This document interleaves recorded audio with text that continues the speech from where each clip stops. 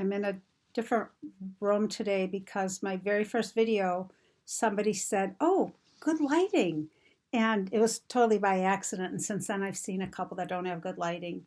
So this is the only room in the house this afternoon that has good lighting. It's the playroom. Um, ta-da! I'm in a prayer group on Thursday nights. It's a Zoom ladies prayer group. And here's the deal. We pray in different orders. And if I don't go first and somebody else does, then sometimes I'm thinking, "Ooh, she took mine. She took my request. Now what am I going to say?" And then I try to come up with things that aren't, now I lay me down to sleep. So another woman just boom, boom, boom through a prayer. Beautiful, beautiful, heartfelt. And she doesn't stumble around. Never has she said, "Now I lay me." And we all said, how do you do it? What's your secret? And she said, "I make a list." Oh, there's a concept. So that would be a really good idea. Well, it was a good job. Be a good idea for somebody like me who runs out, forgets what she's talking about when she does these videos.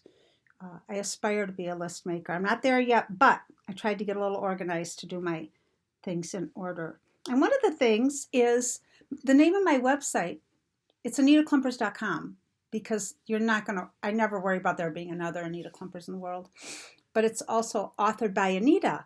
And in the back of my mind, I thought, I don't think this is original to me. And lo and behold, I'm looking through old stuff from my childhood, and somebody got me stationery that says authored by Anita. And that's where the idea stuck in my head. I was always writing. Most of it was nonsense, but I was always writing. So somebody had a vision for my future. So bless them. The other thing that I love cozy. And my house I like it to be cozy. Some people might say claustrophobic. You say tomato, I say tomato.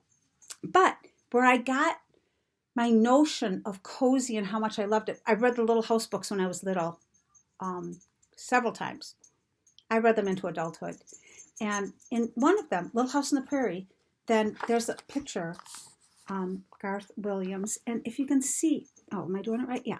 See, it's that from Laura's Memories, he drew this beautiful little log cabin, and it was just cozy. And it's the epitome to me. If I had my way, I'd always have a checked tablecloth and a quilt and a Dresden Shepherdess on my mantle. But unfortunately, if I put a Dresden Shepherdess on my mantle, there would be nothing else to see because I have so much other stuff on my mantle. And then the last thing I wanted to talk about was holidays. And I wonder who we could talk to move Valentine's Day and St. Patrick's Day and Easter, all of them to the end of months. So move February 14 to February 28, end of the month, Valentine's Day. St. Patrick's Day to the end of March. April would have the end of April would have Easter. Because for those of us with, and I wrote it down, I have seasonal decorating disorder. And I like to decorate for the holidays, but it's easy for October for Halloween harvest. The whole month of October, that stuff's up. Whole month of November, Thanksgiving stuff's up. Whole month of December, I have Christmas stuff up. Whole month of January, winter snowmen, they're everywhere in my house. You hit February, and I have to quick yank down the snowman, put up the hearts, and then by the middle of the month, the hearts are obsolete. All my Valentine's stuff. And then I hit March, and it's the same thing with the St. Patrick's stuff. And if April has Easter in the middle, well, then I have all this pastel-y spring stuff out. It's very difficult. So for those of us suffering from this disorder, it can be a hard life. I hope you understand.